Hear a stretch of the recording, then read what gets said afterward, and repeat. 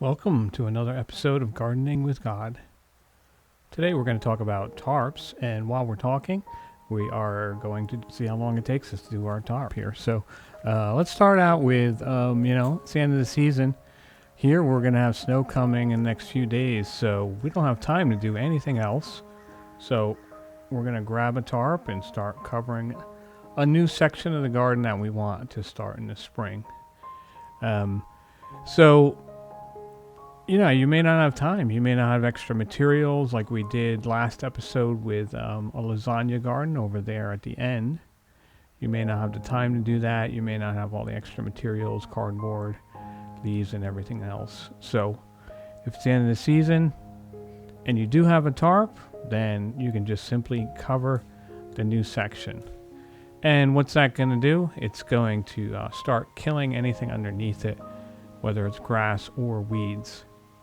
And if you can get that in before it snows, it's going to do some during the winter.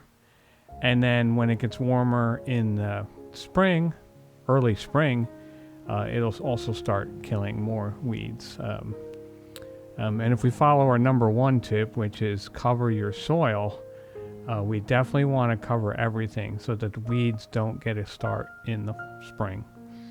Because once they get started, it's an uphill battle to get rid of them. So a tarp is a really good way to block out all the light and get it started.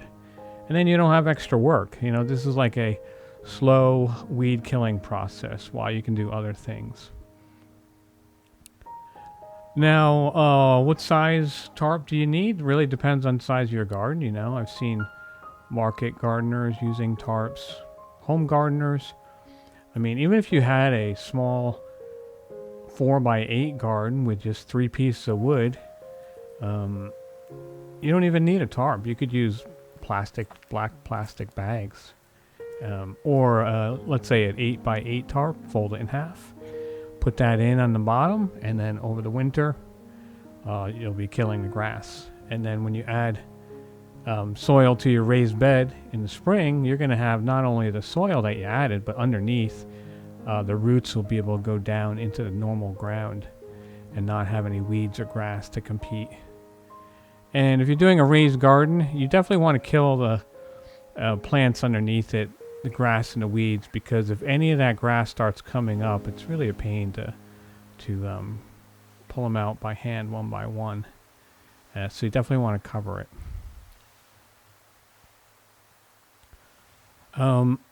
Now, as I'm putting down the tarp here, one thing we want to be mindful of is the wind. It's just a slightly breezy day here, and it's still trying to pick up the tarp. On a really windy day, it will take up the whole tarp and move it, and acts like a sail. In my neighbor's yard, we had a larger one, and it got picked up by the wind and was against the fence and acted like a sail. And it snapped one of the older 4x4 posts. So just to give you an idea of how strong it can be when it acts like a sail.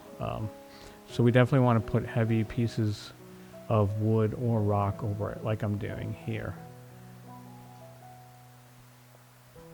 And don't underestimate it. On a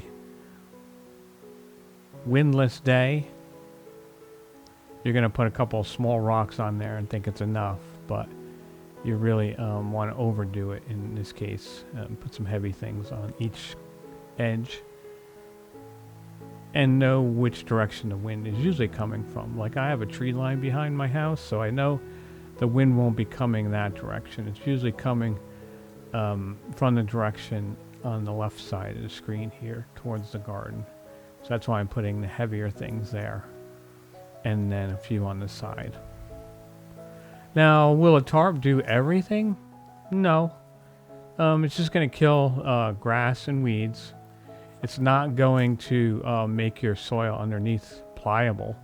So if it's hard underneath, it may help out a little bit, but it's not going to make it soft underneath. So in the spring, we'll take another look. And if we have to, we might till it to loosen up the ground. But the thing is, once you till it, what's going to happen is your soil has extra weed seeds in it, like a bank.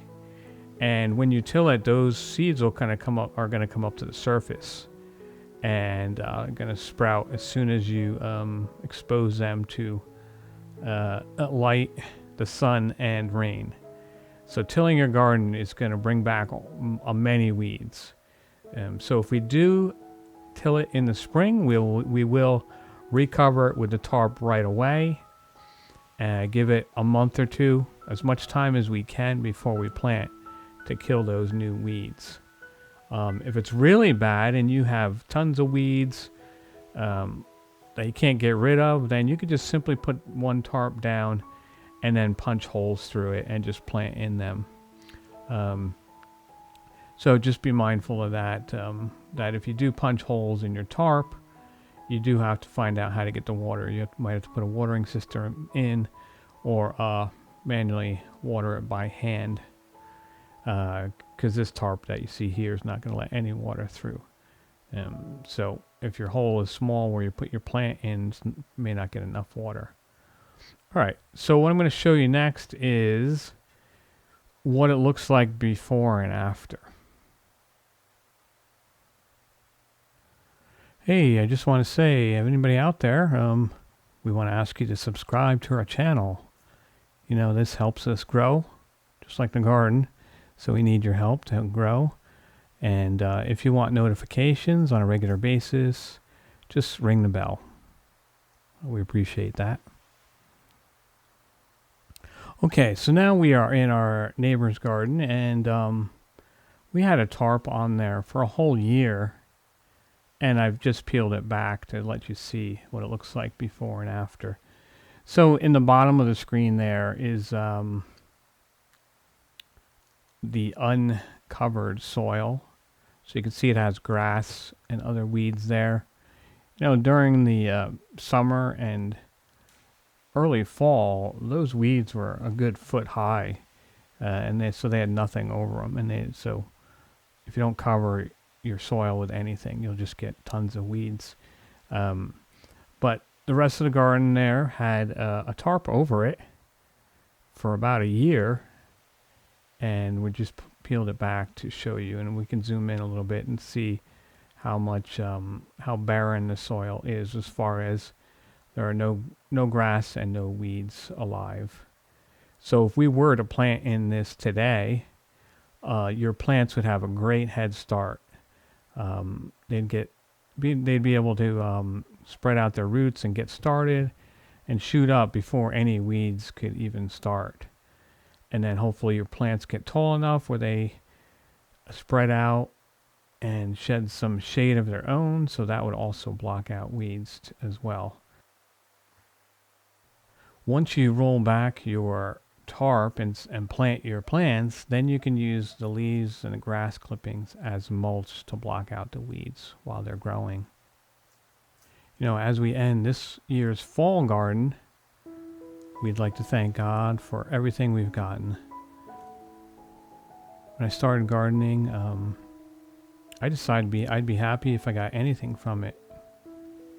And I think that's a good way to look at it. Instead of trying to think of it as we have to get 100% out of our garden, you know, be happy with what you get. This year we got a lot of good vegetables, and also the deer, rabbits, and other wildlife also got a lot of vegetables. So it's okay. We all got some.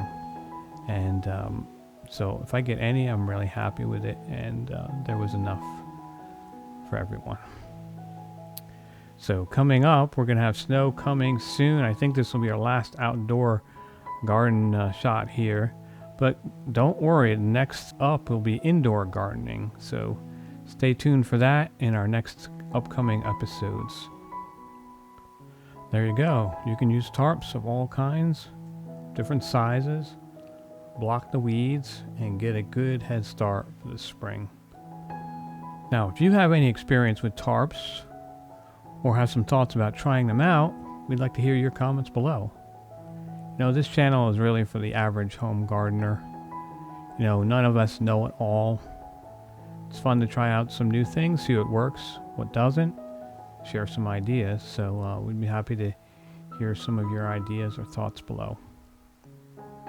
God bless and good luck.